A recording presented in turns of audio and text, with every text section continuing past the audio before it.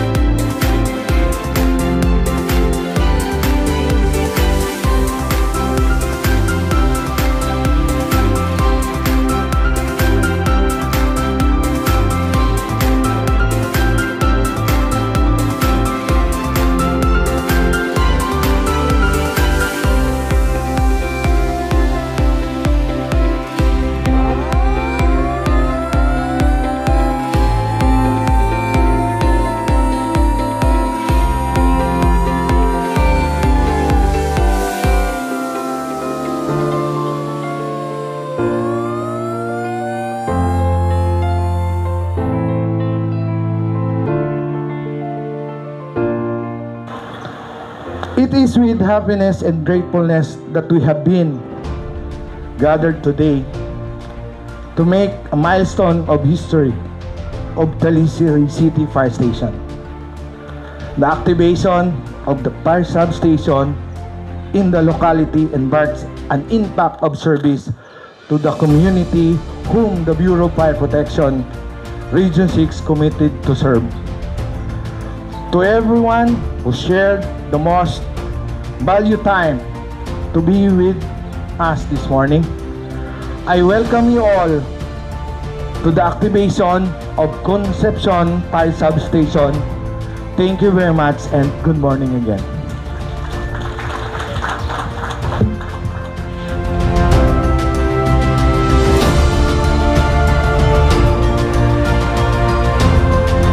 Order. Republic of the Philippines, Department of the Interior and Local Government, Bureau of Fire Protection, Regional Office 6. Regional Order Number OTH 2023-09-31, dated 29 September 2023. In the exigency and best interest of the service, Concepcion Fire Substation, Talisay City Fire Station, Province of Negros Occidental, is hereby activated effective this date. Signed, Fire Chief Superintendent Jerry D. Candido, DSC BFP Regional Director. Please take the command from me. Tumalikod. Ha! FO3 John Eldred M.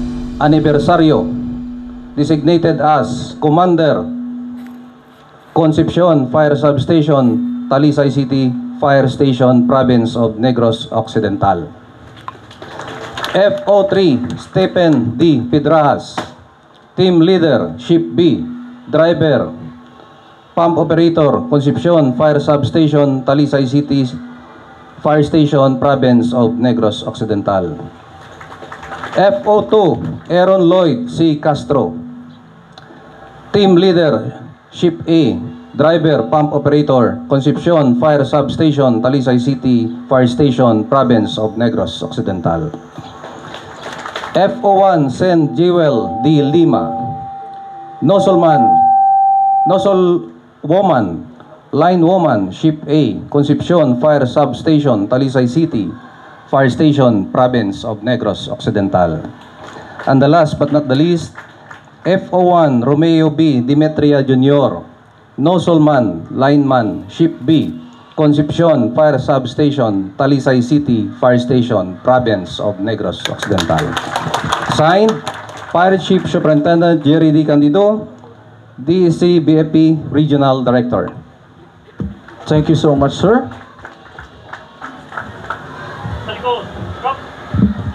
Once again, ladies and gentlemen, the brave firefighters of Concepcion Fire Substation. Let us give them a round of applause, please.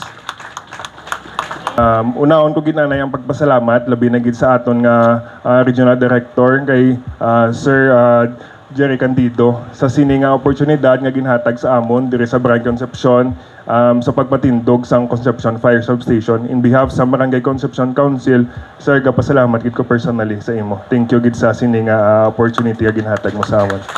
At the same time kay Sir Montanya nga actually, do last year pa na di siya nagkadto. First time hindi nagkadto, August 2022.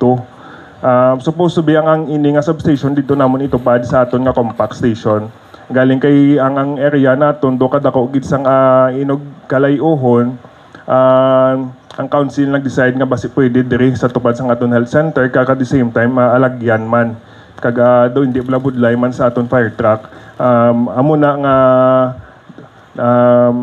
okay lang daw medyo na delay pero at least no sa subong nang informally activated ng aton substation diri sa Barangay Concepcion. Kag hindi lamang taga Barangay Concepcion ang makapulos sang sining substation at the same time ang mga tupad man namon nga barangay like Kabatangan kag San Fernando maka-benefit man sang sining substation nga ginput up diri sa aton. Siguro ang part naman sa barangay is tinguan gid namon nga ma-maintain ini kag ang ini nga substation kabay pa nga tinguan din man sa barangay nga ma-maintain kag mahatag man actually mahatag man ang barangay da sang jutay nga allowance sa ila ay amo man ang ginahatag man ang actually sa aton nga compact station may ara man kami na ginahatag man nga jutay man nga allowance. So, sir, thank you gid sa sining opportunity kag ang amo na ganing ambal ni Chief ni RD Kagina nga ang pangulit ni Chief Montanya na tigayon gid man. So sa liwa, thank you gid kag maayong aga sa inyo tanan. To all, I would like to congratulate Barangay Concepcion headed by Barangay Captain Paul De Oca. Congratulations, no? Kamo gid ang napilian diri nga mabutangan sang aton nga Concepcion Fire Substation. Swerte gid kamo nga diri napilian. Sa nakita ko, ang Barangay Concepcion is very progressive. Imagine, isa lang ni ka barangay do, 4 ka bilog gasoline stations mo din, no? So that means, dako na, no? Mag-4 ka gasoline station, kag kompleto ka mo diri, may-ari ka mo din nga police substation man.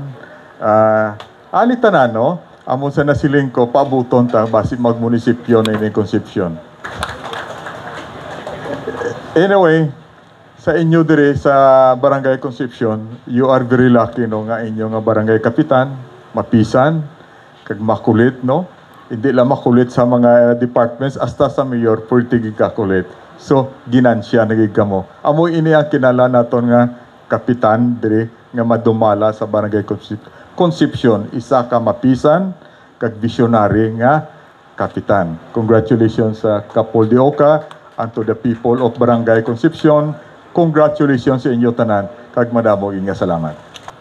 This day, the people of Barangay Concepcion and neighboring barangays will enjoy and will feel safe because firefighters are just right in their doorstep.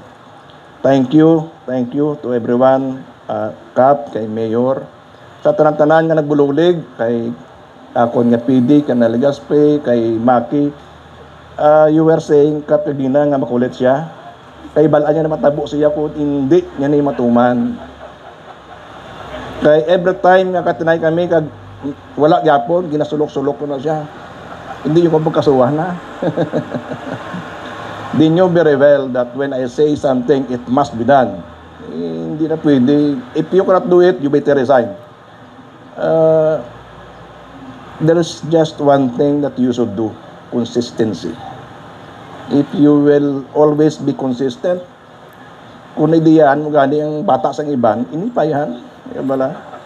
So, natabo gid, naidiyaan gid, thank God, tantanan nagbinuligay, kay natigayon na ton ini nga fire substation. So, to the newly designated personnel of Barangay Concepcion, you know my strict order. We shall serve the public. We shall serve and commit to serve the public up to the extent of risking our lives so that others may live. Once again, thank you and good morning.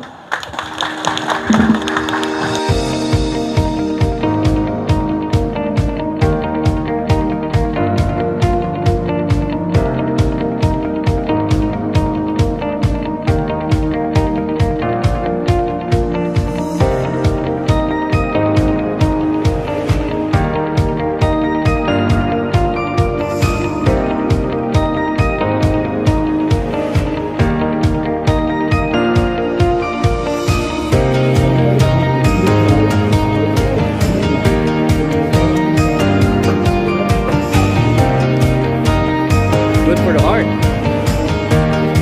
Oh.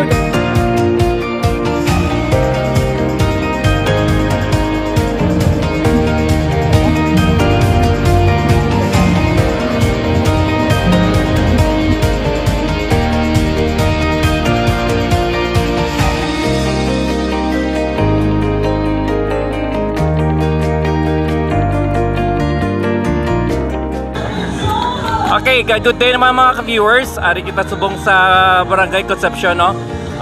Parte pa rin isang Talisay. So we have with us our barangay captain sang Barangay Concepcion, Sir Paul Dioca. Sir, Cap, congratulations kay may substation ako din. Sir, good morning.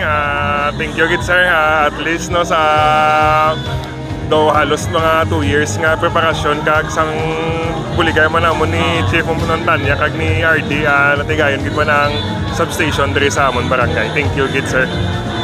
Pro ang ginayot lang gyapon nga kabay lang gyapon nga wala di sa matabo nga sunog. Importante nga ara lang ang substation ta sa Sir Cap. Oo sir, mo gina mo tawag nambal ni RD nga gidjapon sa aton ang pag preparar or tinguhan tagid nga hindi gid magluntad ang sunog sa tagsa naton kapanimalay or property kag at least nang mas napalapit ang substation or ang fire truck diri sa aton barangay compare mo sa unang nagaanon pahalin sa city proper, almost 12 kilometers ang nagaanon sa truck paglabot diti halos do hindi nagit sila ka pagabot nila do ubos sa gid or Okay, so again, Cap, thank you gid sa time kag sa pag atang mo sang tiyempo mo sa amon nga sa interview. Again, congratulations Cap Paul Dioca.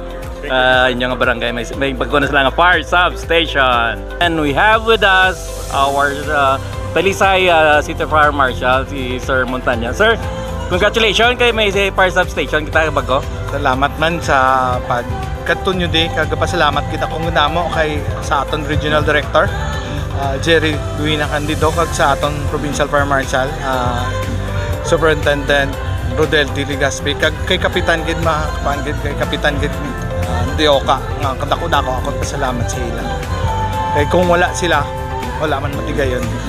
Amo lang na akon mahambalsa. Okay, there you have it. A very brief pro Alandomon. Again, thank you again, Sir City Fire Marshal, Sir Montanya. Good job.